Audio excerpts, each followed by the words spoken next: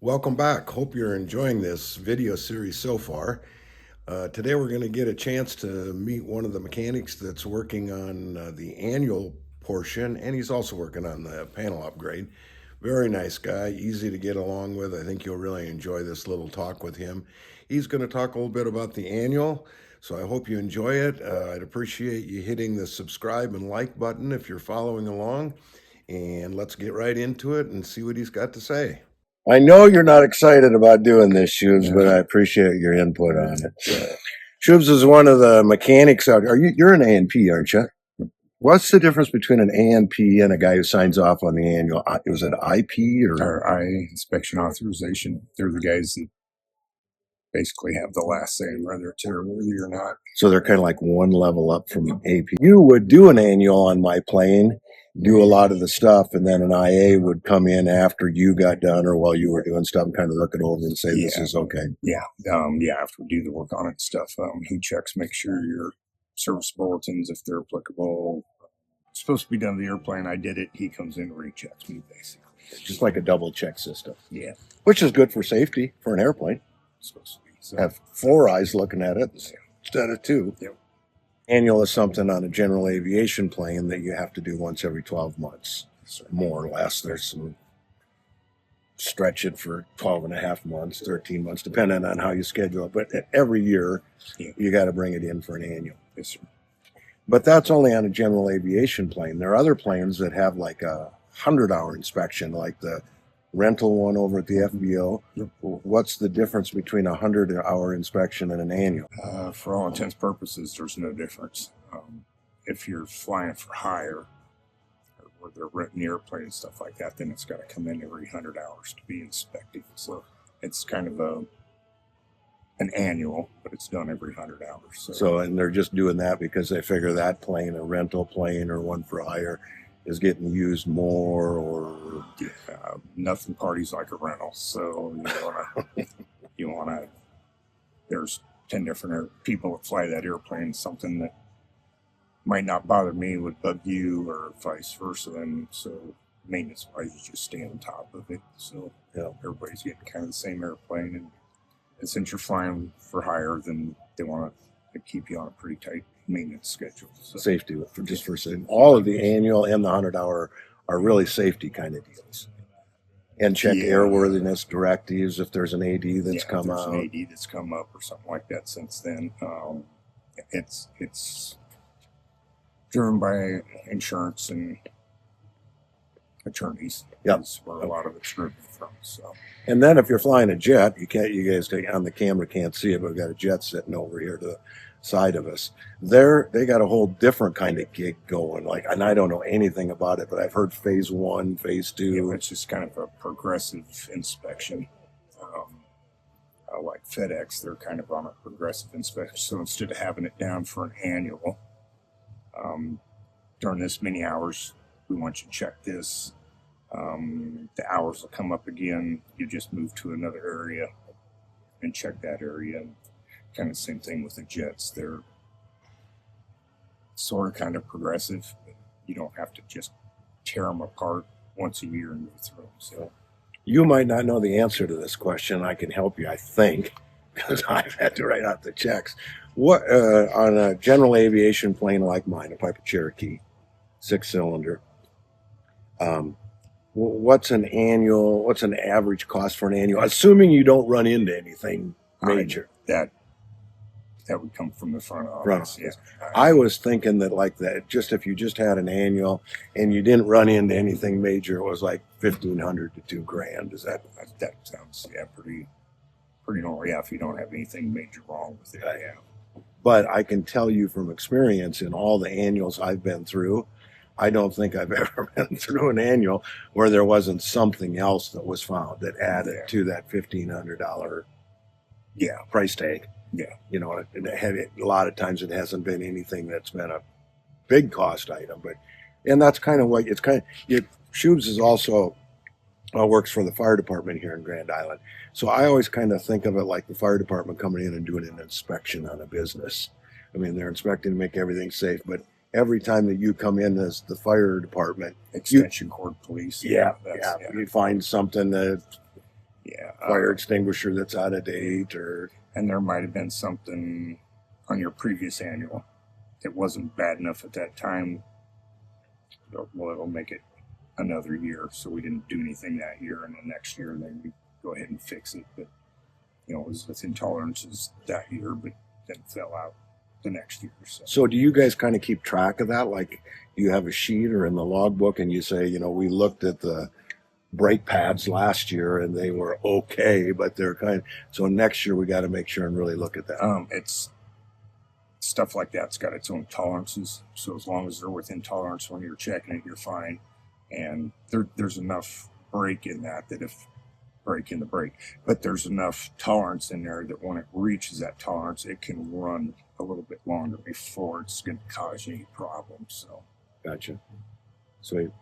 Tell me just briefly, I mean, I know you're looking at hundreds of things, but because you're a pilot too, so you are kind of in a unique position where you fly airplanes, but you also work on airplanes. So talk to me from the perspective of working on airplanes. What are the major safety things that you're looking for in an annual if you were going to get in that plane and fly it with your family? I won't fly anything I've worked on. Nice. Oh, that gives me a lot of confidence. Are you going to be working on my plane doing the annual? Just your big things, you know, like your control surfaces are good, the power plant's in good shape, solid shape.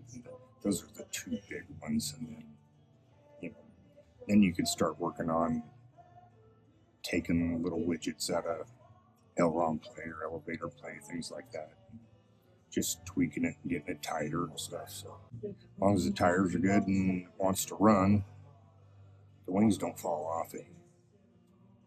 They'll get you from here to there. So. Everything's good. I always get the feeling working with you guys. I mean, this is a compliment to all of you out here at the shop.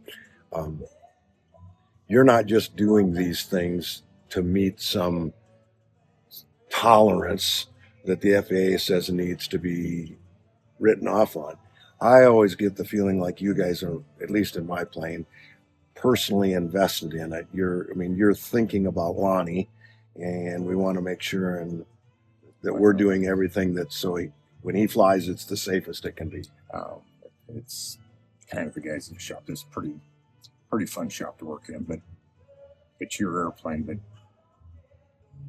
it's our airplane, and I don't want my airplane to leave like that, and I wouldn't expect you to do that. So I guess that's kind of the way a lot of these guys look at stuff. You might own it, but it's my airplane. Yeah, no, I think I agree with you 100%. I always get that feeling. I mean, if there's something like we were talking about the brakes, we kind of made up that scenario, but if there's something that's kind of close to needing to be fixed and not needing to be fixed, you guys always tell me, you know, this is the deal. Yeah, you can fly it for another year until the next annual, and it'll be fine, and you're not breaking any rules and regulations. But if it were my airplane, and it is kind of maybe needs new shoes too. So no, it's when it comes to, I mean, it doesn't take long to spend $1,000. No. So you want to stay on top of your big ticket items and stay ahead of that, so it's not something catastrophic to your next annual. You got to go take a loan to get your airplane out of the shop. So yeah, or catastrophic in that I end up in a cornfield sometime. I haven't left one in the air yet. Okay, I think that's great. That tells us a little bit about annuals. And the last thing I want to ask you is just tell me a little bit. I told them that you're a fireman, so you work out here kind of part-time, kind of. You're really out here a lot. I don't know how many hours you work out here, but how'd you get into working on airplanes? How'd you get interested in aviation? You're flying. I know you were a crop duster a long, long time ago. Drinking beer and lying about racing is how it all started. Used to build jalopy race cars back in the 1900s. When I worked at the hospital in Kearney, the chief mechanic they also raced micro midgets.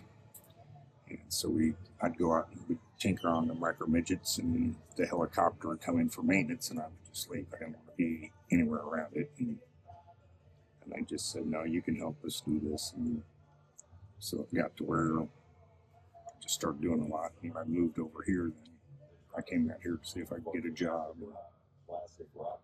Yep. How long you been here at Trago?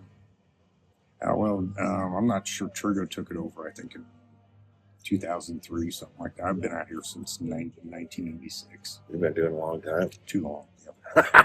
No, it's not too long. When I talked to, who did I talk? Caleb and Kelly, both of them, when I was talking to them, we talked about there being a shortage of A&Ps. And so when you say you've been doing it too long, I understand you saying that, but it's hard to find APs in today's world, isn't it? I mean, there's not a lot of people going into it. There's a few of them out there. It's fun playing on a phone and poking at computers. And I don't know if they don't like to get their hands dirty or but I wasn't raised on a farm, but I've worked on a lot of farms. And yeah. Well, I guess my dad was that way. If you weren't dirty and sweaty, you weren't actually working. So, got your ass kicked. Something like that. Well, I appreciate you. I'm sure hope I don't ever have to find a new shop. You guys have always, all of you out here, like I said, have treated me above and beyond your. I think you reciprocate nicely, so that's kind of you take care of us. Well, I try to, because I know what you do for me is important. Shubes, thank you very much. It has been a while since you bought pizza. It has been. Or donuts. I was going to talk about that a little bit earlier this morning when I was filming, because I used to bring out donuts and pizza, but I don't anymore. That's okay. Don't do that. Thank you very much, and I appreciate all you do for me and for working on the plane. Making me do this. And thank you for doing this. Yeah. And Shubes also kind of at the point in life where he's wrestling with retirement, he told me a couple of times, so he's wrestling with that big decision, and I'm going to make some videos on retirement since I'm there, so maybe we can talk about that down the road too. I'm just going to quit one job and keep the other two. I'm just going to get rid of one. So thanks, you. Thank you, sir. Adios. Well, there's a little bit about the annual. I'll keep you up to date on how it turns out and if we run into any unexpected things. Again, thanks for joining me. Hope you have a great day.